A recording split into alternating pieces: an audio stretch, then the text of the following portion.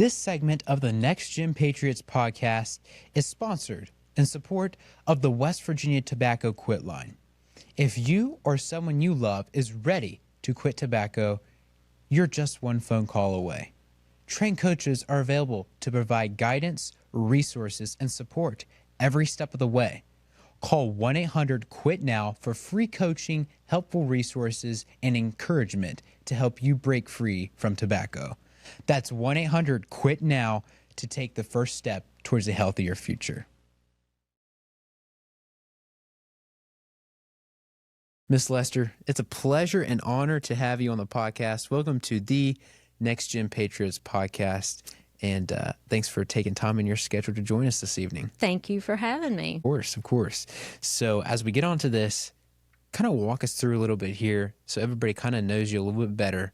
What's some hobbies, interests, some things that you do throughout the week or for fun? Oh, my goodness. I love to read. I do. I like fiction mostly. I am an avid thrifter. I do like thrifting and collecting trinkets. Hobbies include painting, crochet, sewing, cooking. I mean, you name it. I'm always doing something creative. I've got tons of material and just whatever hits me. Yeah. You know, I like creating beautiful things. I get it. I understand. Everybody's got a little creativeness in them in Yes. some aspect. Yes. So everybody has an introduction, and so I kind of wanted to walk through your career a little bit because you have a very, very interesting career and everything that you have done. So kind of walk us through right out of high school. What did you do right out of high school? I joined the military. I joined the United States Army. Hoorah. Mostly because family obligations. I think I was the third or fourth generation. My brother was not eligible to join. He had asthma as a kid growing up, so I felt like it was kind of like my job to carry that torch. It was also kind of funny because I had a relative who had joined and was not successful in making it through basic training, and I'm like, well, I'm just going to show them all it can be done. So that kind of led to it. Plus, I wasn't really sure what I wanted to do. I knew I wanted to go to college, but I was not really honed in on exactly what I wanted to do.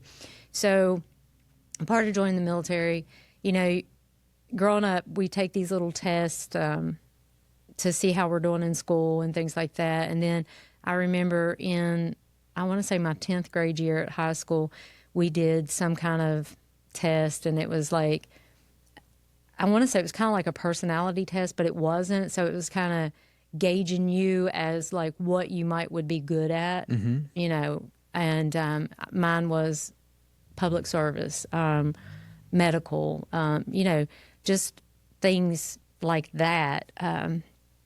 My dad was a coal miner. My mother was a teacher. So how I became medically inclined, I have no clue. I kind of feel like there were times when Dad would be laid off for a period of time, and he would drive an ambulance for a company that was in Yeager at that time. And part of that, he had to get his EMT. And I was just fascinated by the stories I would hear the grown-ups talking about, you know. And I think that may have kind of piqued my interest at that time. So, yeah, I just kind of wasn't sure what I was going to do, didn't know which way I was going to go, but I knew I needed to do something because you cannot, it seems like, especially at that time and more so now, that it's very difficult to have a successful career without some form of secondary education, be it a technical program or a college degree or something to that nature. So, yeah, I joined. The original job that I wanted to do was already booked. there was a waiting list for like a year to a year and a half, and there was no way I was going to wait that long. I wanted to go now. I was ready. Desert Storm had just turned, I think the events had turned around to where the American military was on the upside of it, and it was winding down, but there was still a mission to be done. Yeah. So with that being said, I chose the next available slot for training that I could leave, go to basic, go on for my MOS training and so on. And it was an orthopedic technician. I ended up, that was really cool. I learned so much so fast and was really exposed to a lot of good orthopedic surgeons, a lot of major trauma care. It was very interesting, but it was kind of getting oversaturated after probably about the first or second year. So I kind of sidestepped a little bit and then became a paramedic in the military. And that was interesting too. So I kind of started developing a love of trauma, an adrenaline junkie, I guess you could say. So it was good, and I was able to help. I was able to care for people quickly and at some of the most vulnerable times of their life. So that was an amazing feeling. After 4 years, almost 5 years active duty, I came home and I was still serving as a reservist. I don't think they even have reserves now. I think it's all state National Guard type stuff. Federal reserves, I think, is very far and few between.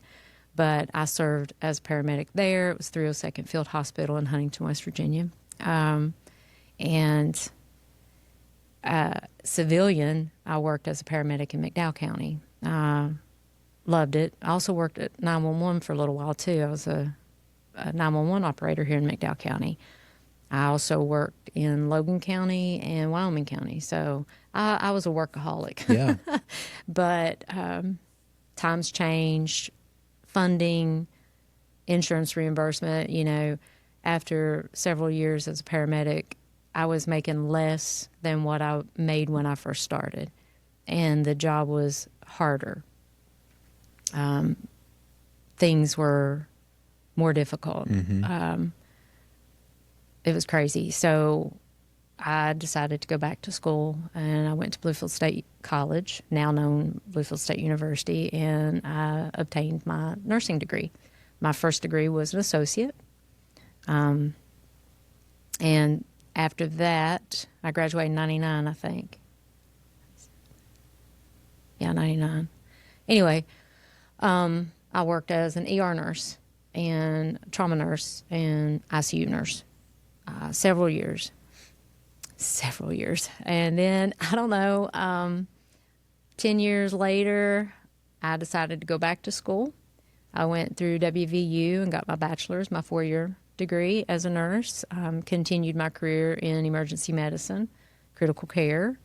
10 years later, I decided to go back to school and I obtained my master's through Chamberlain University.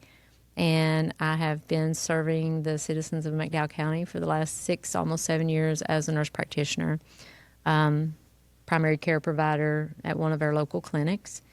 But I cannot give my love of emergency medicine up, so I also work as a provider in the emergency department locally, a few shifts a month.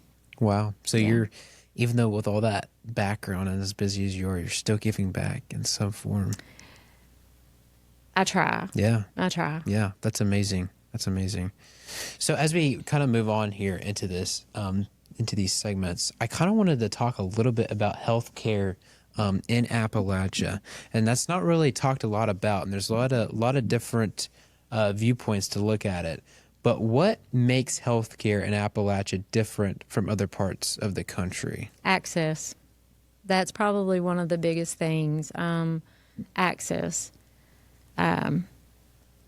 Air transportation, you know, we have no public transportation. I think there's a bus that runs a certain line, but the time frames, you know, very difficult. We have a a large older population. So their mobility in its sense is, hampered. And people don't really want to be all day going to a doctor. Yeah. So, the travel associated with it. So access is one thing. I know we have moved into telemedicine thanks to COVID. That's opened up greatly. But you have to have the equipment for that. You have to have, good internet or cell phone service, of which limited in our area. Excuse me. And you have to have some form of smart device, either a cell phone or a tablet or a computer or something. And, it's difficult. Yeah. So I kind of feel like access is a big hindrance for just healthcare in general. Yeah. Plus, I think, we have a lot of sick people. We have a lot of diabetes. We have a lot of heart disease. We have a lot of obesity. So many things that lead to so many other problems. And, it takes work, not just on a provider's point, but on a patient's point too. And that brings you to a whole nother gamut of issues. I mean, transportation, food disparities.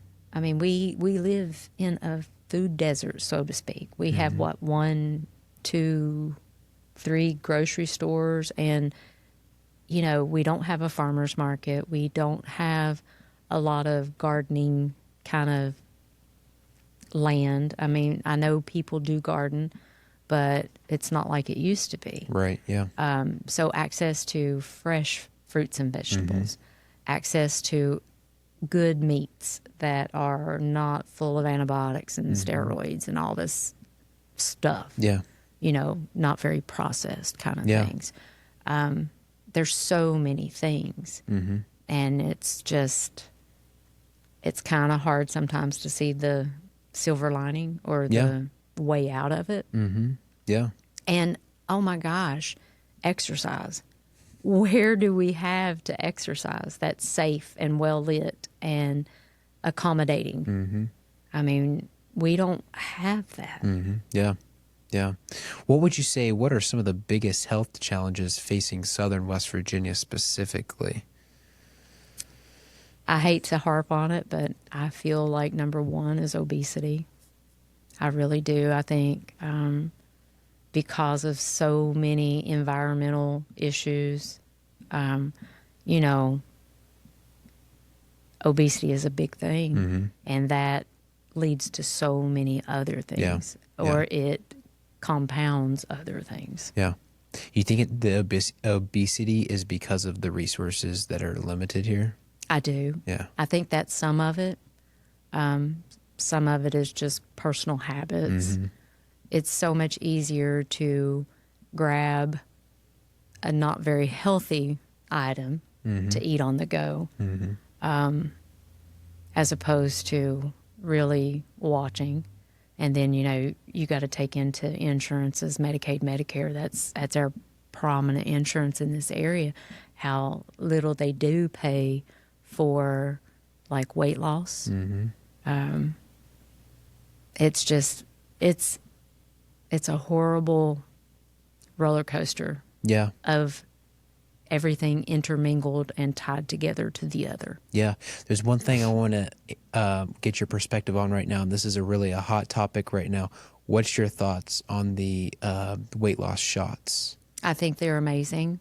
Okay. I think that patients and providers should use any tool that is accessible to assist in weight loss.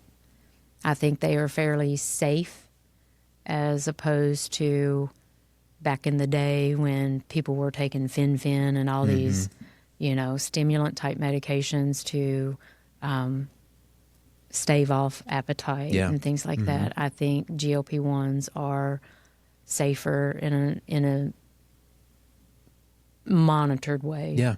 I think there are more health benefits than just weight loss. The cardiovascular protection alone, renal health, kidney health, I think they're a good thing. And I hope 10, 15 years from now, we're not class action lawsuit if you ever took a GLP. That is a possibility. That's what I was going to ask you. What do you think the outcomes are from 10 to 15 years from now? I would hate to even think, honestly, because you just never know. Yeah. You never know what's going to come down the pike. Yeah. I hope all is well. I hope there's, but from what I'm seeing, when I'm seeing good things. Yeah. Okay. Yeah. Why, going back to access specifically to healthcare in our area, why is access to healthcare so difficult in rural communities? Again, I think this is based on transportation. Yeah. Good, solid transportation. We have several clinics, several reputable clinics. So there is resources available, and two, I grew up in a home where my mother and father, we had our well child visits. We went for that. We went for our annual dental visits. All that was a mandatory thing. But learning now, as I've grown and have children of my own, that's not necessarily been the norm. Yeah. For the most part, people only went when they were sick, and I feel like part of things is still kind of trapped in that mentality. They only go when they're sick. Yeah. They're not big on preventative. I can't say that that's the majority now because, they do have programs like Bonnie's Bus for mammograms. They have the low-dose CT scanner out and about, for lung cancer and such. And two, we're in an area where people work hard and, they work long hours. Clinics typically are closed, and we don't have urgent care. Right. Yeah. And urgent care really doesn't do preventative primary care. They're a sick visit place. Yeah.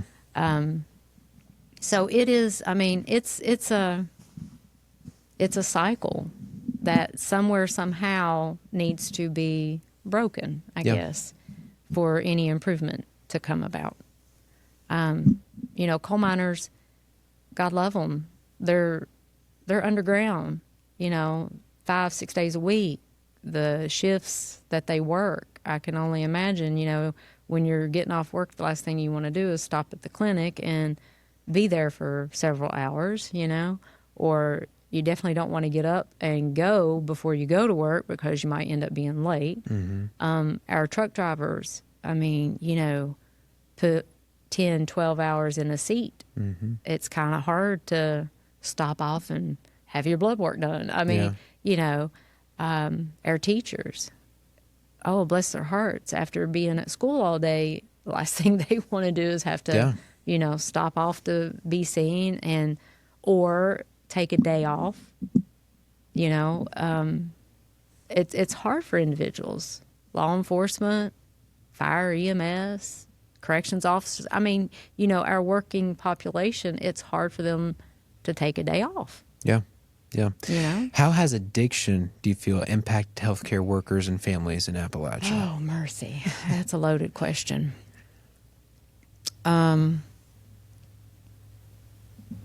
Wow. Addiction has absolutely devastated our communities. It really has. It's generational, unfortunately.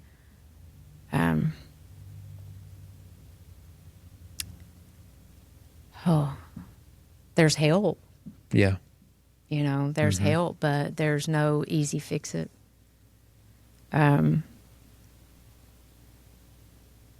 What would you say in the healthcare world has affected you guys the most with addiction? Oh, that's a loaded question too. I find, unfortunately, it may have jaded us a little bit in the sense of, you can't take a pill for everything. Yeah. You have to do the work.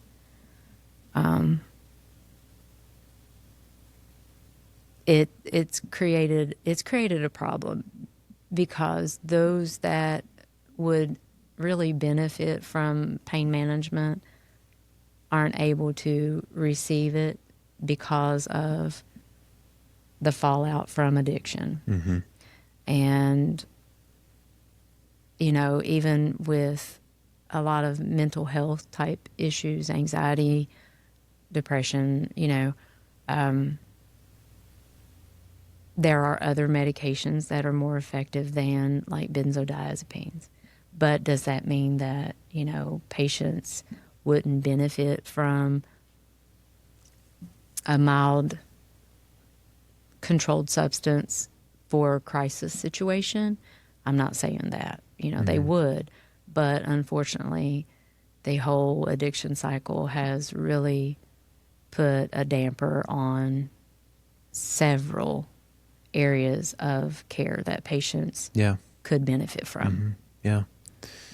Kind of moving on here, specifically to your role, a lot of people may not know, but what exactly is a family nurse practitioner? We are a provider that sees patients from 0 to death.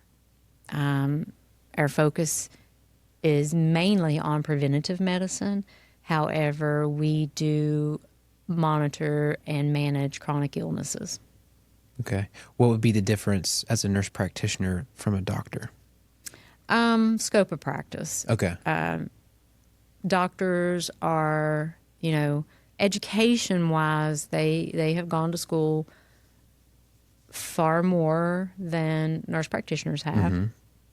But like myself, I became a nurse practitioner after 20 years in medicine, bedside nursing. So I kind of feel like I've had some pretty good experiences and history that prepared me. Yeah. But unlike a medical doctor, our specialty is very limited. We only have, I want to say 7 specialties that we can specialize in. Okay. Whereas, doctors, they can specialize in just about anything. Given that they go, and do the intern and residency and things like that. So there's a lot of difference, but yet there's not a lot of difference. I know that's not exactly the right answer, but yeah. Let me ask it this way. Why are family nurse practitioners especially important in rural communities? Because we're there. We are more, there are more of us. Number one. Yeah. I hate to say it like this, and this is probably the wrong way, but we're cheaper. Honestly, we're cheaper to employ, and that's based on insurance return. We can't charge as much as MDs and DOs. Insurance reimbursement is not as high for NPs and PAs. Especially in areas like ours. Yeah, that makes sense. What's the most rewarding part about your job? Oh my gosh, everything. I know that sounds crazy, but just having patients, I'm so glad you're here, or thank you, or, well, you didn't tell me to do, even the little harsher ones, they still bring such great joy. Yeah. And seeing progress, seeing their A1Cs decrease, seeing their blood pressures be more controlled, seeing that they get to the cardiologist or the neurologist or the nephrologist, just being able to be a part of their lives and to care for them, even when they don't want it, I guess would be a good way to put it. But it's a blessing. Yeah. There's no two ways about it. Even your most difficult patient, there's a blessing in there somewhere. So I say I get to go to work. I don't have to go to work. Right. Yeah. It's a get to thing, not a got to thing. Yeah. I love my patients. I do. Yeah. I love them, and I worry about them, and I pray for them, and I think of them, and I honestly care about them. What advice would you give someone interested in going into healthcare?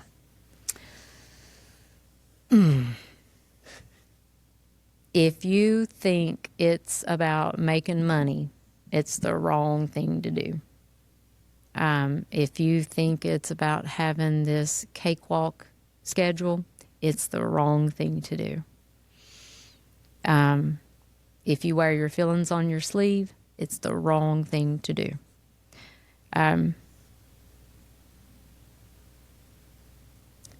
20 years ago, a little over 20 years ago, night shift, ER, trauma center,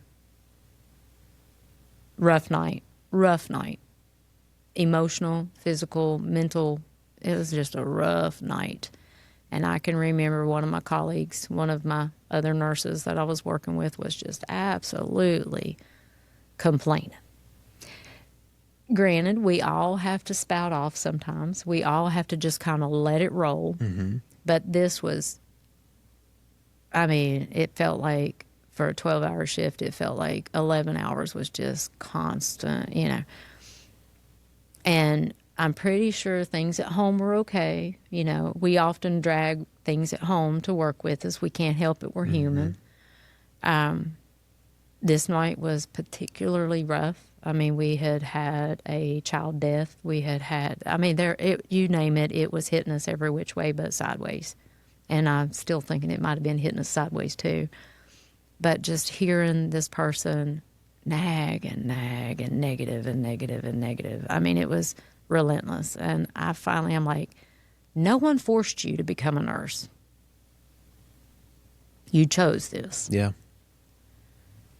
If this isn't for you, you need to do something different. Mm-hmm. And I think I stopped everybody at that moment, and they're just like looking at me, and I'm like, I'm sorry, but enough's enough. No one twisted your arm and made you become a nurse. And I still think that's to this day, you're not being forced into healthcare.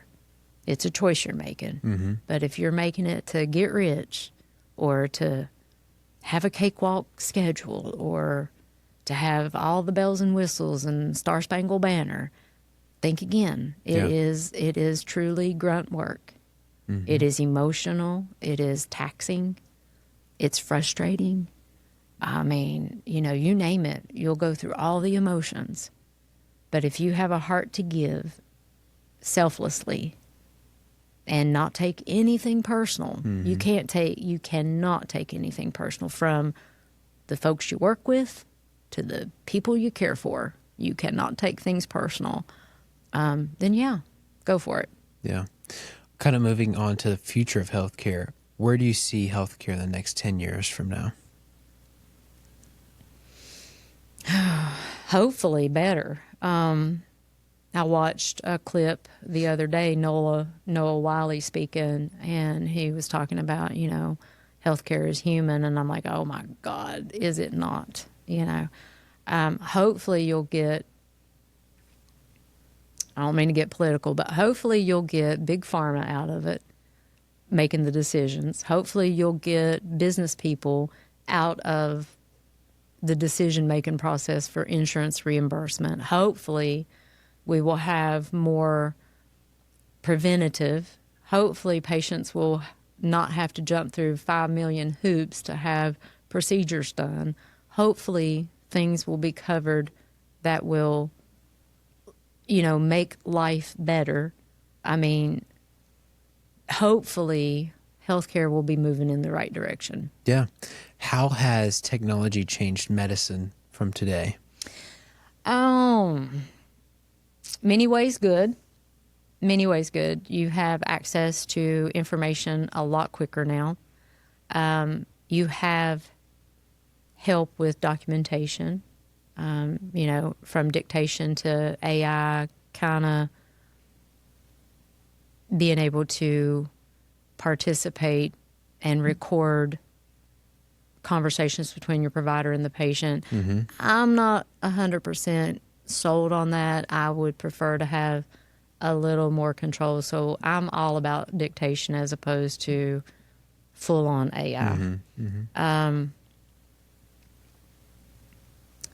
The medical records, the electronic medical record system, the EMRs, being able to flag results and, recommend, hey, this person might need this person might need that, based on, quality measures, reminders.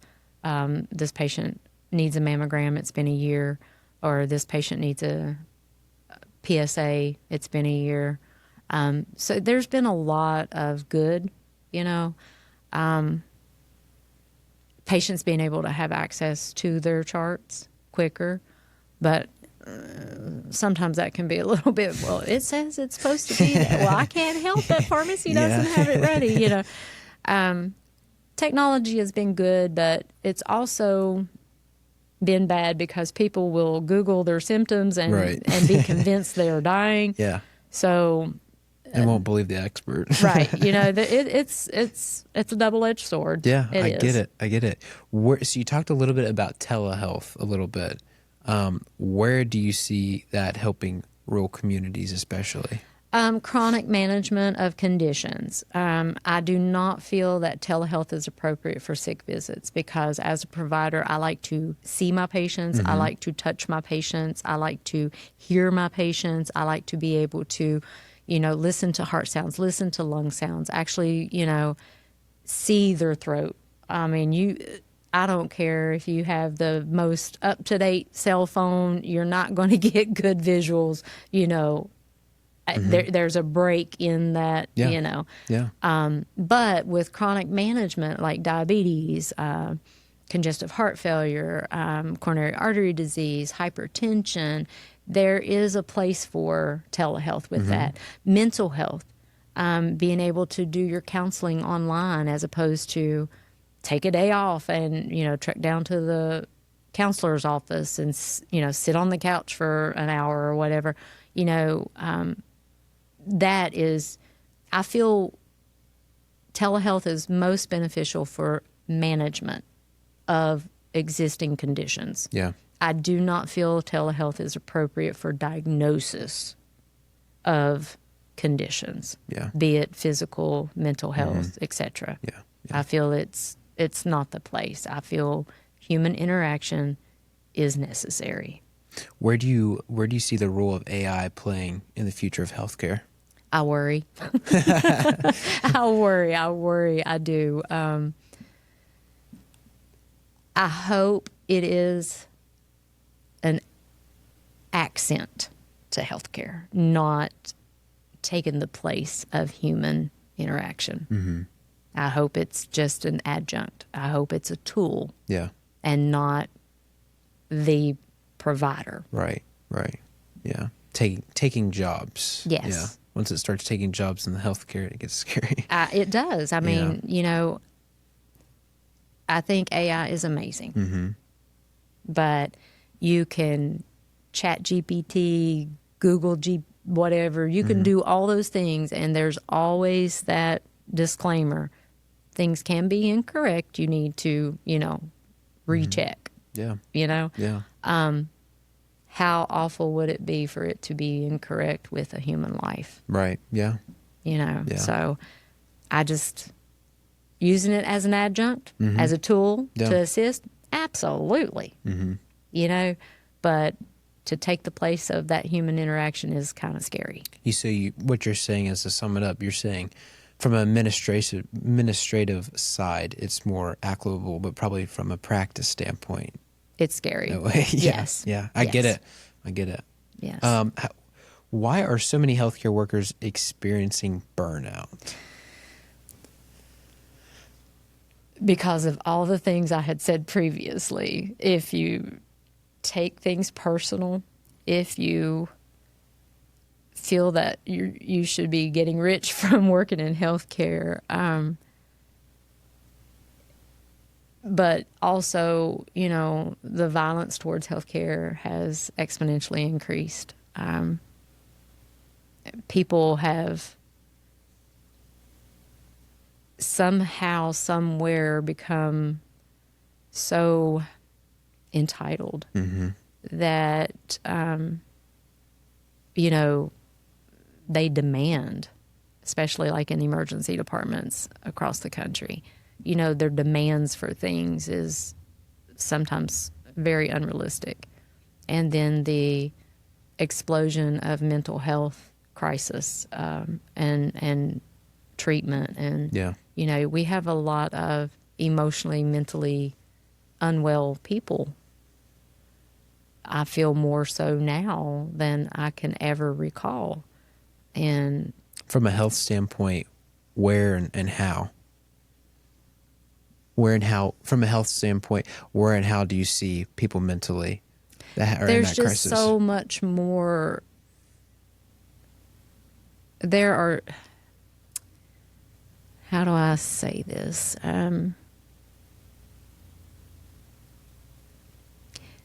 There are more patients with emotional mental health diagnoses than I ever recall. I feel addiction has a lot to do with that. I think that it may be the precursor of a lot of instability. But,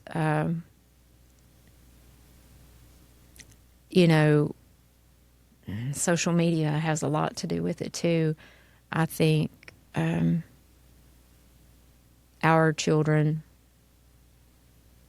aren't developing coping mechanisms real well because they are in the age of the internet, of, access, information access, instant gratification. There's a lot to be said about that as well. I mean, that's a whole nother rabbit hole we could go down, which I'm sure we don't have time for. I feel like the family unit has been broken a long time. Yeah. And unfortunately,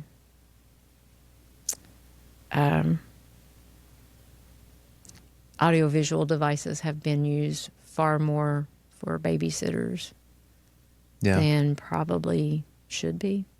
But I'm not dogging any parents that, I'm not. You do what you got to do, how you have to. I get that. But I feel social media has taken away from us learning how to adapt and how to cope appropriately. And I feel like it has taken away the art of socializing. Yeah. All these, it's like it's a multitude of little things that is what's caused a lot of mental instability. Yes. With most of society. Yes. Addiction or no addiction. Yes. It both has the effect, yeah. Yes. What changes do you think needs to happen to improve healthcare in America? So much. I think a lot of FDA studies need to be fast-tracked. I think we need to open our minds and reality to a lot of Eastern medicine. I feel that insurances, there needs to be an overhaul of what is reimbursed. I feel that there needs to be an overhaul of what's covered and allowed. you know, patients with chronic pain issues, back pain, shoulder pain, whatever, you know, they can benefit from other things besides just physical therapy. They can benefit from other things besides narcotics, massage therapy, acupuncture, yoga. I mean, but again, who is going to take time for things? Yeah. That's. Yeah. So, unfortunately, in our area, we're very limited. Mm-hmm. Yeah. Yeah. So, there needs to be more. Yeah. Yeah. What's your thoughts? And I didn't have this in my notes, but I do want to get your thoughts because this is relatable and it's just came out with a new administration. What is your thoughts, and kind of explain a little bit with this new system of getting medication that they just released with the new administration? Unfamiliar. Okay, I think it was. Give me a little more background. Yeah, I think it was last week. Last week they came out with the Trump RX, or the whatever it's called, like the online medication. Basically, it's supposed to be able to ease your access to getting medication through. I think within reason that having that is a good thing, but I think it needs to be monitored. I think there needs to be a provider. Yeah. Yeah. You know, behind that. I don't think it's a good idea for people just to, I guess, self-prescribe. Yeah. Yeah. I think that's harmful. Look that up, Caden. So yeah, actually fact check me. Look that up. It actually came out, I think, last Friday. Just look that up. The new, just look up Trump administration new Medication Act. Yeah, they just had like a press conference with like Mark Cuban. I think he's one of the owners of it, and a few other CEOs.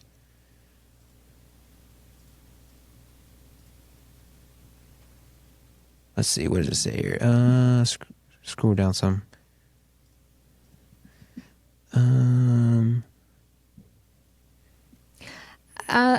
Being able to give me more of a breakdown on it. That's not. It looks specific. like drug costs in America is part of it, and I can see that being beneficial to kind of shop around for your medication, so to speak. Yeah. So is it okay? Yeah. So the centerpiece is it came out on April 15th of 2025. Yeah, it was lowering the drug prices. I think that's amazing, and I think that is necessary. Yeah.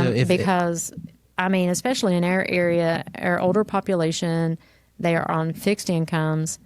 Given what their insurance will actually pay, you know, a lot of them still have out-of-pocket costs, and they're having to decide between medications. Yeah.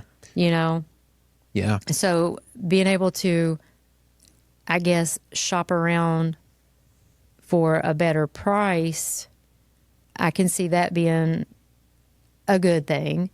But again, you know, you have to have a provider of some kind tracking and making sure that I feel like a patient is actually being seen and they're not just, you know, keep refilling something that they've been on for 25 years without any kind of office visit. Right. Or telehealth visit. Yeah, I get it. So as we kind of wrap this up a little bit, I asked this question to everybody because, and I say this every episode almost, everyone has a unique perspective in how they say this, and really their answer. But in your own words, how would you define success?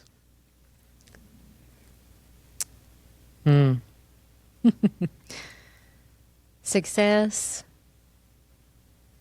is when you are able to lay your head down at night and know that you have done your absolute best at whatever you choose to do.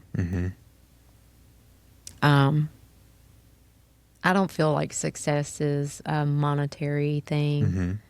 I feel it's a personal, you know, so many people just, there's things they want to do. Yeah. that, it's outside their comfort zone, and to go after it and give it your best and give it your all, and be able to lay your head down at night and be like, all right, I did my best. Mm-hmm. Yeah. And I'm good. I'm good with what I've done today. Mm-hmm. And, tomorrow I'll keep going right after it again. Yeah. To me, that's success. Being pleased with your attempt, your try, your determination, your guts and glory, your fortitude. Yeah. Yeah. Well, as we wrap it up here, I want to say once again, it has been an honor and pleasure to have you on here, and for you making time in your schedule. I know you are very busy with work and everything, but we greatly appreciate it. And so for you guys, we appreciate you guys joining us. Make sure to check us out on social media and on YouTube to find our full content. And until next time, we'll see you guys in the next one.